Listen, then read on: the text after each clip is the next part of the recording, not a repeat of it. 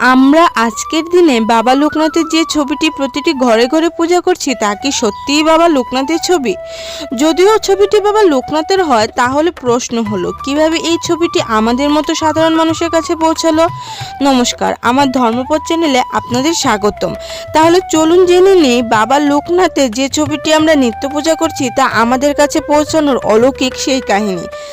বাবা লোকনাথের যে ছবিটি আমরা নিত্য পূজা করছি, যে ছবিটির সামনে বসে আমরা আমাদের মনে সকল মনস্কামনা জানাচ্ছি, মনে রাখবেন এই ছবিটি ভাওয়াল রাজার দান। ভাওয়াল রাজা রাজেন্দ্র নারায়ণ রায়চৌধুরী ছিলেন বাবা লোকনাথের একনিষ্ঠ ভক্ত। তিনি বাবা লোকনাথের অবর্তমানে যেন তার ছবি দিয়ে বাবাকে পূজা করা যায় এই ইচ্ছা নিয়ে বাবার কাছে অনুমতি চান বাবার একখানা ছবি তোলার জন্য, কিন্তু তাতে বাবা লোকনাথের ছিল ঘোর আপত্তি। অনেক অনুরোধে যদিও বাবা রাজি হন, তবে বাবার শর্ত ছিল বাবা জীবিত থাকাকালীন এই ছবি প্রকাশ করা যাবে না। সেই মতে ভাওয়াল রাজা তার ফটোগ্রাফার দিয়ে বাবা লোকনাথের একটি ছোট্ট ছবি তোলেন, যার সাইজ ছিল 3x5 ইঞ্চি। তিনি যা অতি গোপনে রেখে দেন। পরবর্তীকালে আজ থেকে প্রায় 130 বছর আগে ঢাকার নাগ পরিবারের রেণুকা দেবী সেই ছোট্ট ছবিটি বড় করে পেন্টিং বানাতে চান, যাতে সবাই বাবার ছবিটি পরিষ্কারভাবে দেখতে পারেন।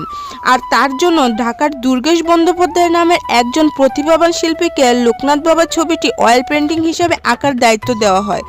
দুর্গেশবাবু প্রথমে A4 সাইজ কাগজে স্কেচ শুরু করেন। অনেক বছর ছবিটি লুকানো অবস্থায় সিন্ধুকে ছাকায় ছবিটিতে বাবা লোকনাথের চোখের অংশটুকু নষ্ট হয়ে যায়। নাগ পরিবারে এক বয়স্ক লোক বাল্যকালে বাবা লোকনাথের দর্শন করেছিলেন, তাই ঠিক হলো তার দেওয়া বর্ণনা অনুযায়ী বাবার চোখ আঁকা হবে। কিন্তু ছবি আঁকার সময় দুর্গেশবাবু অনুভব করেন যেন এক ধরনের শক্তি বা প্রবাহ তার শরীরে চলছে। আঁকার সময় প্রায়ই তিনি বেহুশ হয়ে যেতেন। বলেছিলেন কিভাবে পুরো ছবিটি শেষ হলো সেটা তিনি নিজেও বুঝতে পারেননি। কিন্তু বিপত্তি বাঁধল বাবার চোখ আঁকা নিয়ে। দুর্গেশবাবু বারবার বাবা লোকনাথের চোখ আঁকেন, আর বারবার নাগ পরিবারের বয়স্ক লোকটিকে দেখানো হয়, আর তিনি প্রতিবারই জানান বাবা লোকনাথের চোখের সাথে মিলছে না। অনেকবার চেষ্টা করে বিফল হয়ে অবশেষে দুর্গেশবাবু তার পেন্টিংটি শেষ করতে পারেননি। এমত অবস্থায় পড়ে থাকে বাবার অপূর্ণ ছবিটি।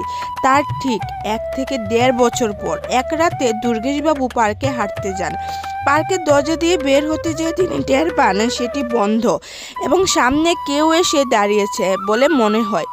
মুখ তুলে তিনি দেখতে পান এক দীর্ঘাঙ্গ পুরুষ তার সামনে এসে দাঁড়িয়েছেন। একটা আচ্ছাদনে তার মুখটা ঢাকা।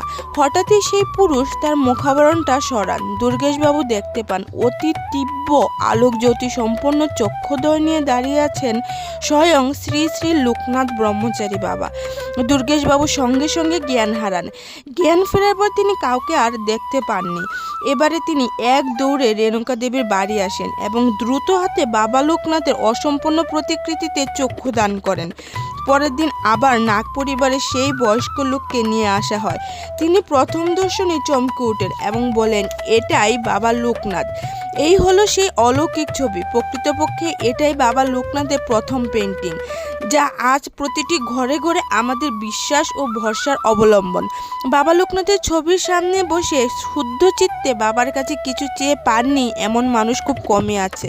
আপনি যদি বাবা লোকনাথকে বিশ্বাস করেন আর আমার ভিডিওটি ভালো লেগে থাকে, তবে আমার চ্যানেলটি সাবস্ক্রাইব করে লাইক কমেন্ট শেয়ার করে পাশে থাকবেন।